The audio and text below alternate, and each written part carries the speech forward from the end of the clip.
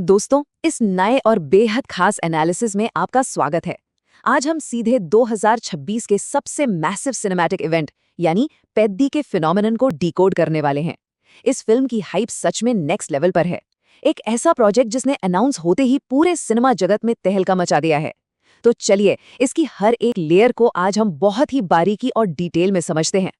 तो चलिए, सबसे पहले इस बात की गहराई में चलते हैं कि ये पागलपन शुरू कहाँ से हुआ। ट्रेलर लॉन्च से ठीक पहले प्रोड्यूसर नागा वामसी का एक रिएक्शन इंटरनेट पर आग की तरह फैल गया। उन्होंने रामचरण की स्क्रीन प्रेजेंस को सीधे विराट कोहली के दबदबे से कंपेयर कर दिया। जस्ट इमेजिन, अगर कोहली जैसा एग्रेसिव प्लेयर अचानक कुश्ती के अखाड़े में उतर आए तो कैसा लगेगा। An absolute beast mode, right? इस एक स्टेटमेंट ने फिल्म के इर्द गिर्द ऐसी जबरदस्त हाइप क्रिएट कर दी कि हर कोई बस ट्रेलर का ही वेट कर रहा था। और उस एक्साइटमेंट का नतीजा क्या निकला? ये मैसिव नंबर अपने आप में पूरी कहानी बता रहा है। 36.5 मिलियन व्यूज। फिल्म के टीजर ने ड्रॉप होने के सिर्फ 24 घंटे के अंदर ही सारे रिकॉर्ड्स तोड़ दिए। ये कोई छोटा मोटा आंकड़ा नहीं है। ये इस बात का सॉलिड प्रूफ है कि पूरे देश में इस फिल्म के लिए कितना क्रेजी एंटिसिपेशन है। लिटरली इंटरनेट पर पिछले कई रिकॉर्ड्स को इसने ध्वस्त कर दिया। अब आते हैं फिल्म के उस कोर कॉन्सेप्ट पर जो इसे बाकी किसी भी आम स्पोर्ट्स ड्रामा से बिल्कुल अलग बनाता है, क्रॉसओवर एथलीट। नॉर्मली क्या होता है, फिल्में किसी एक स्पोर्ट्स पर बेस्ड होती हैं, लेकिन डायरेक्टर बुच्ची बाबू सना की पेद्दी की कहानी एक ऐसे हीरो के बारे में है जो 1980s के रूरल आंध्र प्रदेश में एक नहीं, दो नहीं, बल्कि 3 बिल्कुल अलग अलग खेलों में मास्टर है, रनिंग, क्रिकेट और कुश्ती। ये ट्रिपल एथलेटिक फोकस ही इस स्टोरी की सबसे बड़ी जान है। और ये थीम बहुत ही ब्रिलियंटली दिखाती है कि कैसे ये फिल्म दो बिल्कुल अलग दुनियाओं को आपस में टकराती है। एक तरफ है मॉडर्न क्रिकेट जो 1980s के दशक तक इंडिया में नेशनल यूनिटी, मॉडर्निटी और प्रॉपर स्ट्रैटेजी का सिंबल बन चुका था।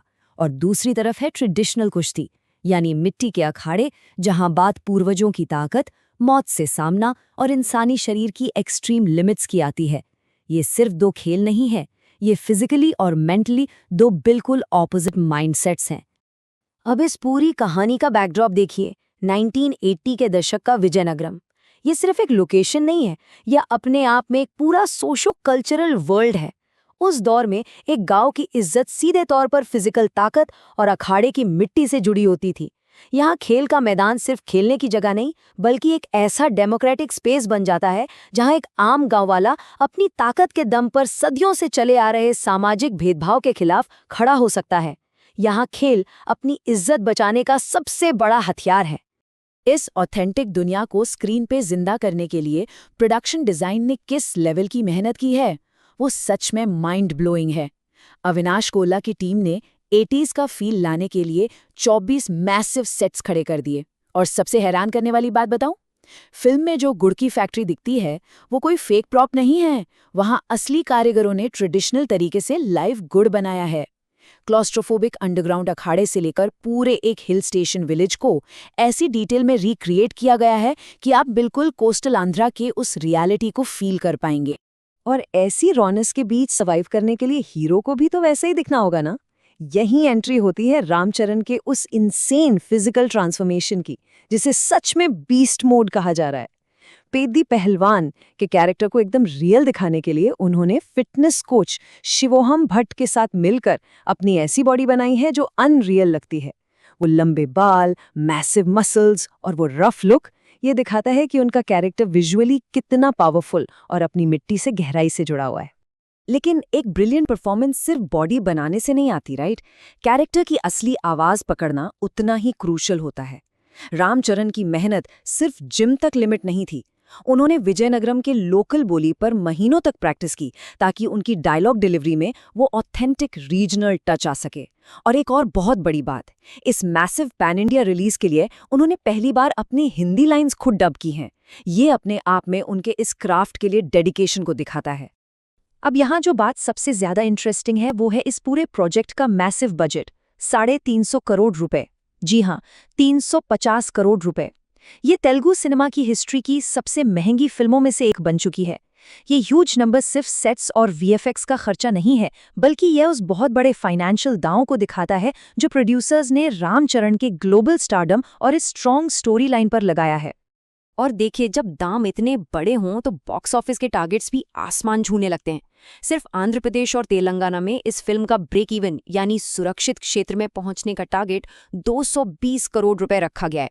ये सच में एक मॉन्यूमेंटल टास्क है।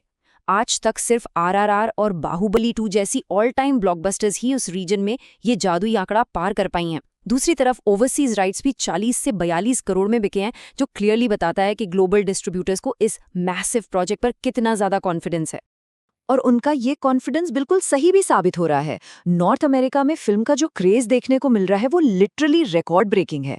ध्यान दीजिए, जहां ओजी और देवरा जैसी बड़ी फिल्मों को $100 के की प्री सेल्स क्रॉस करने में 12 से 18 घंटे लग गए, वहीं पेद्दी ने ये बेंचमार्क सिर्फ और सिर्फ 4 घंटे में उड़ा दिया। सिर्फ 4 घंटे!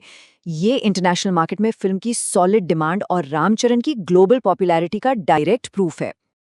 तो यहाँ सबसे क्रूशल पॉइंट ये आता है कि इस सारी चमक दमक के बीच एक बहुत बड़ा रियल वर्ल्ड रोड ब्लॉक भी खड़ा है। तेलंगाना के सिंगल स्क्रीन एग्जिबिटर्स का डिस्प्यूट। एग्जिबिटर्स चाहते हैं कि रेंटल सिस्टम को हटाकर परसेंटेज शेयरिंग मॉडल लाया जाए, और इस कॉन्फ्लिक्ट ने सच में 350 करोड़ के इस रिलीज पर एक बहुत बड़ा सस्पेंस क्रिएट कर दिया है। अगर ये इशू टाइम पर रिजॉल्व नहीं हुआ तो उस मॉन्यूमेंटल ब्रेक इवन टारगेट तक पहुंचना काफी मुश्किल हो सकता है। चलिए अब देखते हैं कि ओपनिंग डे तक ये पूरा मोमेंटम आगे कैसे बिल्ड होता है। मार्केटिंग टीम ने लिटरली कोई कसर नहीं छोड़ी है।